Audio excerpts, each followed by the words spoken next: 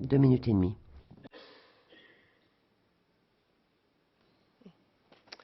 Merci, Monsieur le Président, chers collègues.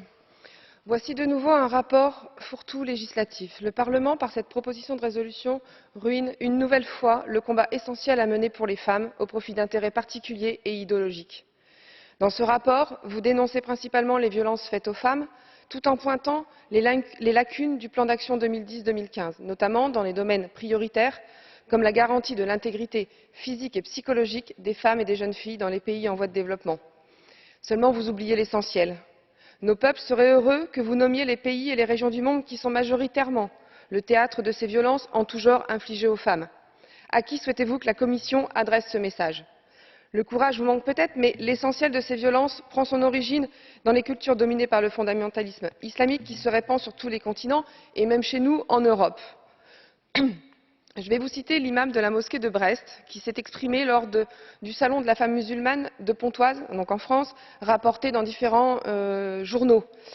Si la femme, donc entre guillemets, si la femme sort sans honneur, c'est-à-dire sans le voile islamique, qu'elle ne s'étonne pas que les hommes abusent de cette femme-là.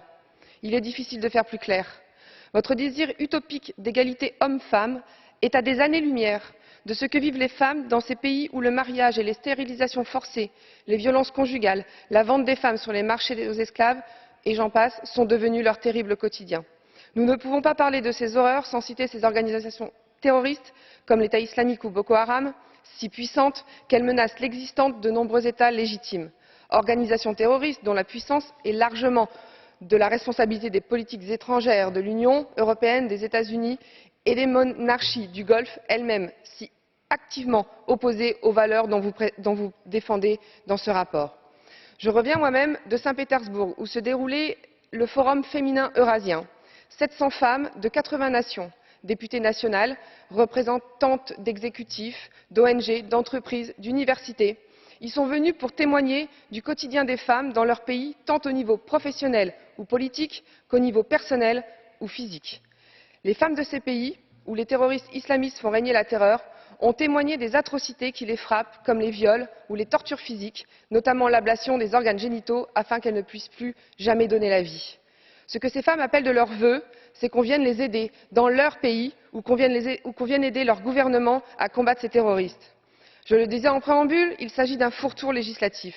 Dans ce rapport, vous réclamez aussi des actions spécifiques afin de renforcer les droits des minorités sexuelles comme les LGBTI. Croyez-vous que ces pays en voie de développement aient réellement besoin de cela? Et jusqu'où irez-vous dans vos fantasmes impérialistes? Merci beaucoup, Madame députée.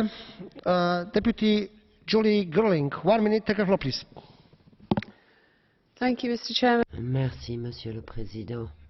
J'appuie le plan d'action pour les femmes et je me réjouis véritablement du renouvellement de ce plan d'action.